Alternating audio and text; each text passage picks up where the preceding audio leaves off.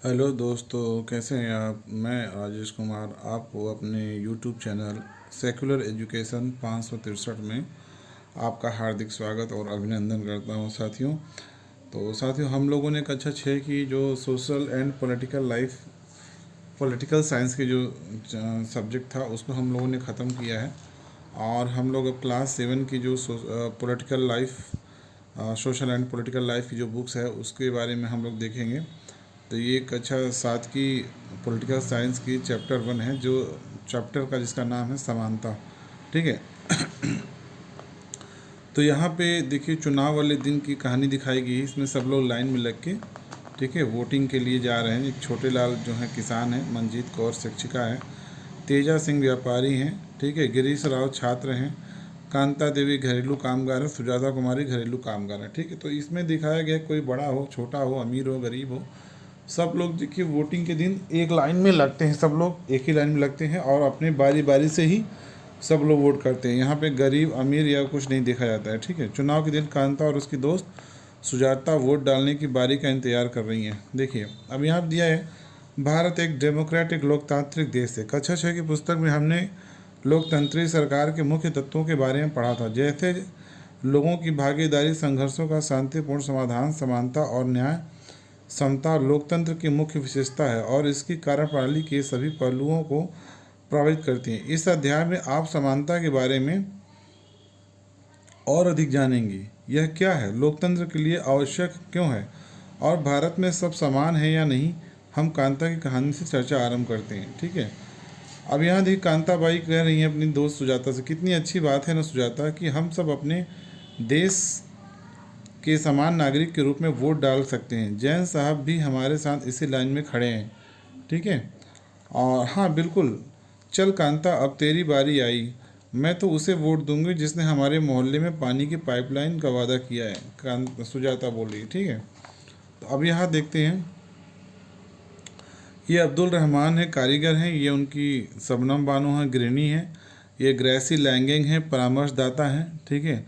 और ये Isaac lagging है, सरकारी अधिकारी हैं। रुखसाना मिर्जा मीडिया कर्मी हैं। योगराज बेरोजगार हैं। अशोक जैन उद्योगपति हैं। ठीक है। तो कुछ देर बाद में आना कांता जी, नमस्ते साहब। ये मतलब काम जो जिसके यहाँ करती हैं वो बोल रहे हैं कि आप बाद में काम करने आना है। गुड़िया बुखार में पड़ी है और उसे अस्पताल लेकर जाना है। ठीक है। पर पहले साहब के घर का काम कर रहा हूँ और उनसे कुछ पैसे उधार ले आऊँ। देखिए, समानता कहाँ है। ठीक है। जो लोग उद्योगपति हैं, धनाढ्य हैं, ठीक है, सेठ हैं, और जो लोग गरीब हैं, उनके जीवनचर्या में, उनके घरेलू रहन सहन में अंतर तो है ही। ठीक है। घर पर ये पी ले, कुछ अच्छा लगेगा तुझे, और मैं जब शाम को लौटेंगे तो अपन अस्पताल चलेंगे। ठीक है। गुड़िया बार बार बीमार नहीं पड़ेगी तो और क्या होगा, इस बस्ती में तो कभी कभी साफ़ सफाई होती ही है। देखिए, अब साफ़ सफाई नहीं होगी तो बीमारी फैलेगी ही। और आपको पता है कि गरीबों की जो बस्ती होती है, गरीबों, दलितों, पिछड़ों की जो बस्ती होती है, उसमें साफ़ सफाई का ध्यान नहीं दिया जाता है। जो कॉलोनी होती हैं, पॉश इलाके होते हैं जिसमें वीआईपी लोग रहते हैं, वहाँ पे साफ़ सफाई अच्छे से होती है। ठीक है। कोनों को अच्छे से साफ़ करना। ठीक है। यहाँ कांता, ये ले तेरे पैसे, पर पहले से पैसे मांगने की आदत मत बना, समझी। जी मैडम, नहीं बनाऊंगी। ठीक है। ये सोच रही कि फालतू पैसा मांग रही, इसकी बेटी की तबीयत खराब है, बस जरा सी देर और बेटी। जैन मैडम और जैन साहब को वोट डालने के लिए लाइन में भले ही खड़े हैं, पर अपने बच्चों के इलाज के लिए उन्हें लाइन में नहीं लगना पड़ता है। ठीक है। ये बोल रही है कि जैन मैडम और जैन साहब भले लाइन में वोट देने के लिए लाइन में लगे हैं, लेकिन इलाज कराने के लिए इन लोग को और लाइन में नहीं लगना पड़ता है। ठीक है। तो ये कहाँ समानता कहाँ रही। देखिए, हॉस्पिटलों में आप जाइए, चाहे रेलवे स्टेशन में जाइए, टिकट खरीदने के लिए जाइए, कहीं भी जाइए, देखिए जो एक आम आदमी संघर्ष करता है, एक गरीब आदमी, शोषित, पीड़ित, वंचित आदमी जो संघर्ष करता है, वो धनाढ़ या अमीर लोग वो संघर्ष नहीं करते हैं। ठीक है। और उसका कई कारण है। कारण ये है कि भाई उनको स्पेशल ट्रीटमेंट मिलता है। और दूसरी बात यह है कि भाई कुछ परेशानियों की जिम्मेदारी सभी लोग हैं, चाहे आपने जानबूझ के गलती की हो या अनजाने में की हो, लेकिन जिम्मेदार तो हम ही लोग हैं, देशवासी हैं। ठीक है। 150 करोड़ की आबादी है। ठीक है। 150 करोड़ की आबादी है, तो कहाँ से सबकी आकांक्षाएं कहाँ से पूरी हो सकती हैं। वैसे ही संसाधनों पे इतना दबाव है, इतना बोझ है, जनसंख्या कम हो, सब लोग पढ़े लिखे हों, शिक्षित हों, तो अब अपने देश की जो हालत है उसमें 70 करोड़ लोग बड़े आराम से आ सकते थे, रह सकते थे, लेकिन उसकी जस्ट डबल आबादी हो गई है। बहुत दबाव बढ़ गया है संसाधनों पे, ठीक है। इसीलिए हर जगह आपको लाइन लग रही है, भीड़ लग रही है, ठीक है। तो फिर वहाँ डिस्क्रिमिनेशन होगा ही। जो पावरफुल आदमी होगा, जो पैसे वाला आदमी होगा, उसको स्पेशल ट्रीटमेंट दिया जाता है। मताधिकार की समानता, देखिए अब यहाँ पे एक तो समानता चलो है भाई कि मत देने का सबको अधिकार है, हालांकि शुरू में ऐसा नहीं था। कहानी का प्रारंभ कांता के वोट देने की लाइन में खड़े होने से होता है। पुनः उन विभिन्न लोगों की ओर देखो जो उसके साथ लाइन में खड़े हैं। कांता अपने मालिक अशोक जैन को पहचान लेती है और अपने पड़ोसी छोटे लाल को भी। भारत जैसे एक लोकतंत्री देश में सब वयस्कों को मत देने का अधिकार है, चाहे उनका धर्म कोई भी हो, शिक्षा का स्तर या जाति कुछ भी हो, वे गरीब हो या अमीर हो। इससे ऐसा कि आप पिछले वर्ष की पुस्तक में पढ़ चुके हैं, सार्वभौमिक वयस्क मताधिकार कहा जाता है और यह सभी लोकतंत्रों का आवश्यक पहलू है।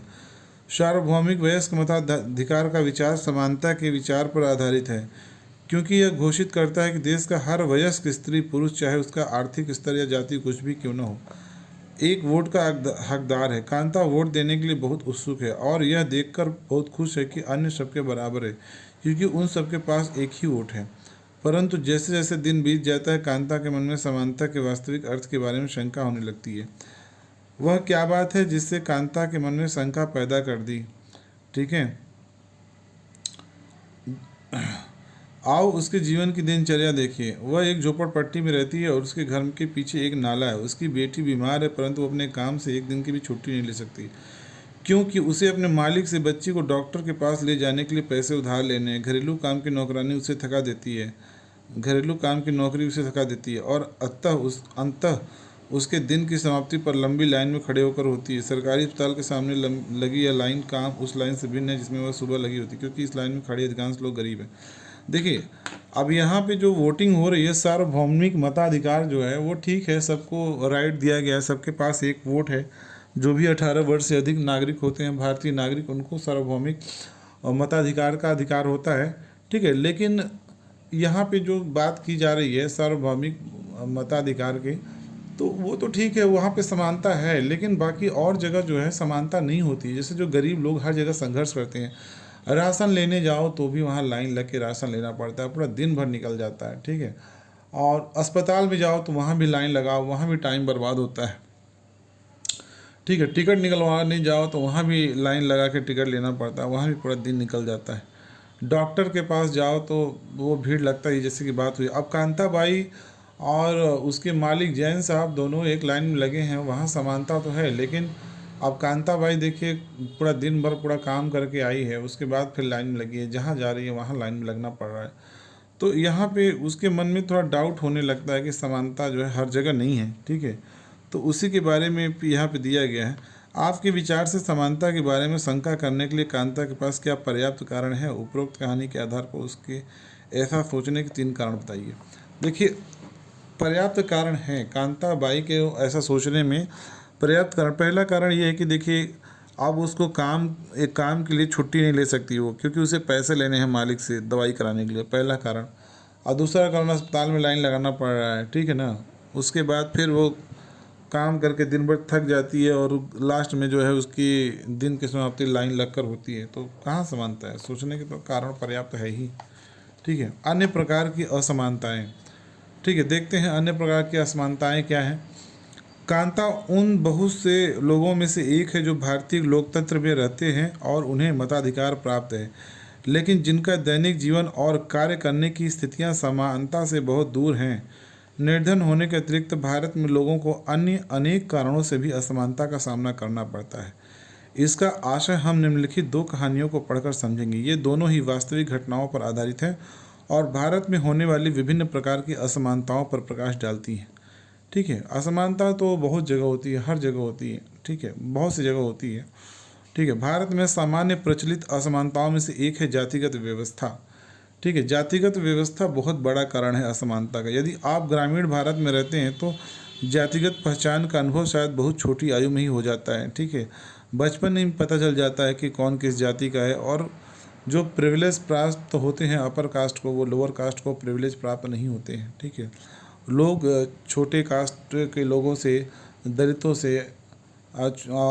से भेदभाव करते हैं। ठीक है, उन्हें छूना पसंद नहीं करते हैं। ठीक है, शायद आपको सुन के बड़ा आश्चर्य लग रहा होगा, पर ये बात सच है। तो शायद ये सोचेंगे कि लोग अब जात पात में विश्वास नहीं करते, ऐसा सिर्फ कहावत है भैया, अभी भी चलता है। परंतु जरा एक प्रमुख समाचार पत्र के वैवाहिक विज्ञापन के कॉलम को देखिए तो आप पाएंगे कि उच्च शिक्षा प्राप्त शहरी भारतीय के दिमाग में भी जाति कितनी महत्वपूर्ण है। समाचार पत्रों में जो वैवाहिक विज्ञापन निकलते हैं उनमें स्पष्ट लिखा होता है कि इसी जाति की वर या वधू चाहिए। आइए अब एक कहानी स्कूल जाने वाले एक दलित बच्चे के अनुभवों के बारे में पढ़ें। दलितों के बारे में आप पहले ही पिछले वर्ष की पुस्तक में पढ़ चुके हैं। दलित एक ऐसा शब्द है जो निचली कही जाने वाली जाति के लोग स्वयं को संबोधित करने के लिए प्रयोग में लाते हैं। दलित का अर्थ है कुचला हुआ या टूटा हुआ, और इस शब्द का इस्तेमाल करके दलित यह संकेत करते हैं कि पहले भी उनके साथ बहुत भेदभाव होता था और आज भी हो रहा है। ठीक है, ओम प्रकाश वाल्मीकि 1950 से 2013 एक प्रसिद्ध दलित लेखक हैं। अपनी आत्मकथा जूठन में वे लिखते हैं, स्कूल में दूसरों से दूर बैठना पड़ता था, वह भी ज़मीन पर। अपने बैठने की जगह तक आते आते चटाई छोटी पड़ जाती थी। कभी कभी तो एकदम पीछे दरवाजे के पास बैठना पड़ता था, जहाँ से बोर्ड पर लिखे अक्षर धुंधले दिखते थे। कभी कभी बिना कारण पिटाई भी कर देते थे। अब सोचिए, ओम प्रकाश वाल्मीकि जी कह रहे हैं कि बचपन में जब वो छोटे थे तो उन्हें स्कूल में सबसे पीछे बैठना पड़ता था, और उसका नुकसान क्या होता था कि उन्हें अक्षर स्पष्ट दिखाई नहीं पड़ते थे। ठीक है, जिससे मतलब उनको कोई चीज़ समझ नहीं आती थी, और इसी कारण से उनकी पिटाई होती थी। ठीक है, जब वे कक्षा 4 में थे ओम प्रकाश वाल्मीकि जी, तो प्रधानाध्यापक ने ओम प्रकाश से स्कूल के खेल के मैदान में झाड़ू लगाने को कहा। ऐसा कहा जाता है साथियों, हम लोग भी बचपन में थे तो अपने स्कूल में झाड़ू लगाते थे। ठीक है ना, अब याद आ रहा है। ठीक है, तो ओम प्रकाश शुक्ल के प्रधानाध्यापक ने उनसे झाड़ू लगवाने के लिए कहा। लिखते हैं, लंबा चौड़ा मैदान मेरे वजूद से कई गुना बड़ा था, जिसे साफ करने से मेरी कमर में दर्द आने लगा। ठीक है, करने लगी थी। धूल से चेहरा सिर उठ गया था, मुंह के भीतर धूल घुस गई थी। मेरी कक्षा में बाकी बच्चे पढ़ रहे थे और मैं झाड़ू लगा रहा था। बताइए, यहाँ पे दलित बच्चे से वाल्मीकि जी से बताइए झाड़ू लगवा रहे थे, कितना भेदभाव हो रहा था। बाकी बच्चे पढ़ रहे थे और ओम प्रकाश वाल्मीकि बेचारा झाड़ू लगा रहा था। हेड मास्टर अपने कमरे में बैठे थे, लेकिन निगाह मुझ पर टिकी थी। पानी पीने तक की इजाज़त नहीं थी। पूरा दिन मैं झाड़ू लगाता रहा। बाप रे बाप, कितना अत्याचार हो रहा था। स्कूल के कमरों की खिड़की दरवाज़ों से मास्टरों और लड़कों की आंखें छिपकर तमाशा देख रही थी। ओम प्रकाश से अगले 2 दिनों तक स्कूल और खेल के मैदान में झाड़ू लगवाई जाती रही, और यह क्रम तभी रुका जब उधर से गुजरते हुए उसके पिता ने अपने बेटे को झाड़ू लगाते देखा।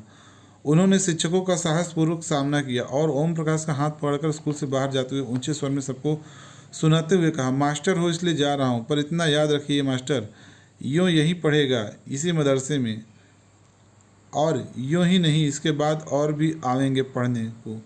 ठीक है, उसके पिताजी गुस्सा आ गए कि बताइए मेरे बच्चे से झाड़ू लगवाया जा रहा है। बताइए, ठीक गलत है ना यार, बहुत गलत है।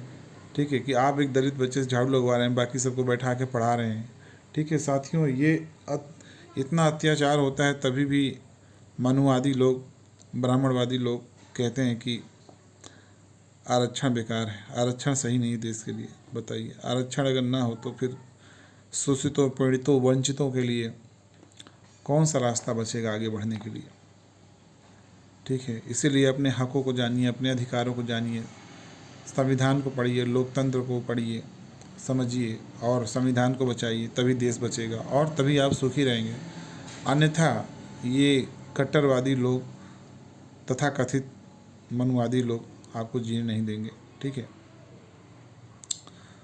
तो यहाँ पे ये हो गया। उसके बाद दूसरी कहानी एक ऐसी घटना पर आधारित है जो भारत के एक बड़े शहर में घटी है। देश के अधिकांश भागों में ऐसा होना एक सामान्य बात। यह कहानी है श्री और श्रीमती अंसारी की, जो शहर में किराए पर एक मकान लेना चाहते थे।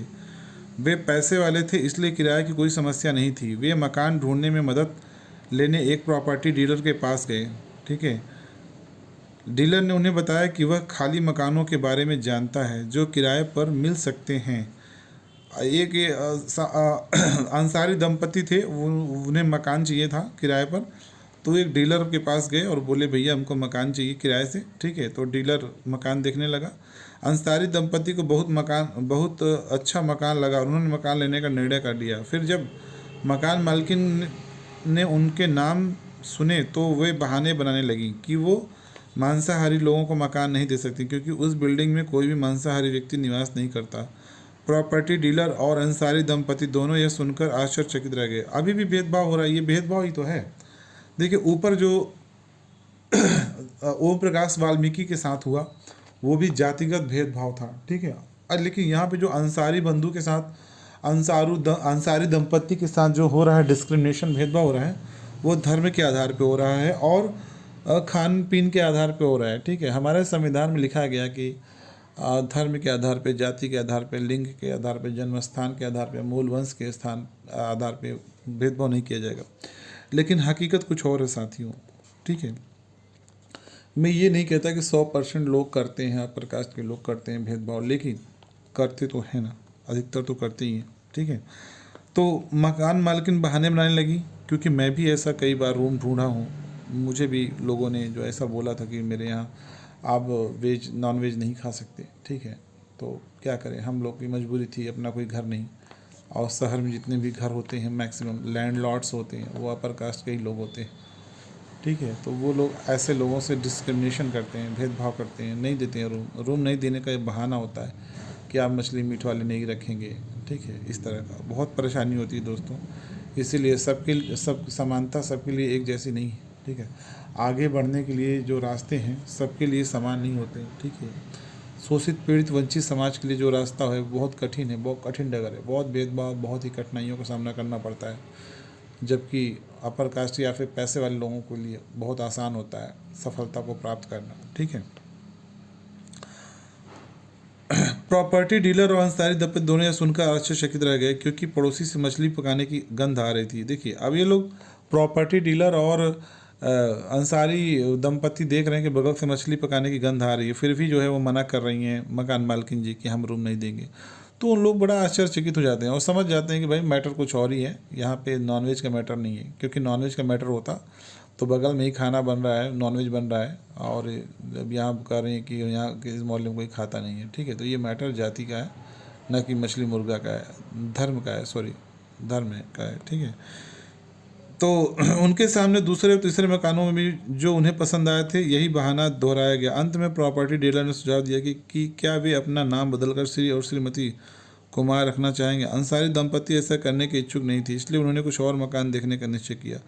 अंत में लगभग 1 महीने ढूंढने के बाद उन्हें एक मकान मालकिन मिली जो उन्हें किराए पर मकान देने को तैयार थी, ठीक है। तो साथियों इस कहानी के आगे अगला भाग हम देखेंगे अगले पार्ट में। आज तक के लिए बस इतना ही, ठीक है। और आपसे यही विनम्र अनुरोध है साथियों कि शोषित पीड़ित वंचित समाज के लिए जो हमने शिक्षा की मुहिम शुरू की है साथियों, आपका सहयोग बहुत ही ज़रूरी है। प्लीज़ प्लीज़ प्लीज़ आपसे रिक्वेस्ट है, आपको बाबा साहब भीमराव अम्बेडकर की कसम, आपको भगवान बुद्ध की कसम, ठीक है, आपको भारत माता की कसम, आपको संविधान की कसम, आपको लोकतंत्र की कसम, प्लीज़ प्लीज़ प्लीज़ सब्सक्राइब करिए मेरे चैनल को, लाइक करिए, शेयर करिए। अगर देश को बचाना है, संविधान को बचाना है, शोषित पीड़ित वंचित समाज को आगे बढ़ाना है, तो शिक्षा की मुहिम को आगे बढ़ाना होगा। मैं कोई पैसा नहीं मांग रहा हूँ साथियों, बस आपका सहयोग मांग रहा हूँ, जो कि लाइक, सब्सक्राइब और कमेंट के माध्यम से आप कर सकते हैं, ठीक है। बहुत आसान है साथियों, प्लीज़ मेरा मनोबल बढ़ाइए साथियों, और कोई सुझाव तो दीजिए, please please please please please. जय लोकतंत्र, जय संविधान, जय भारत।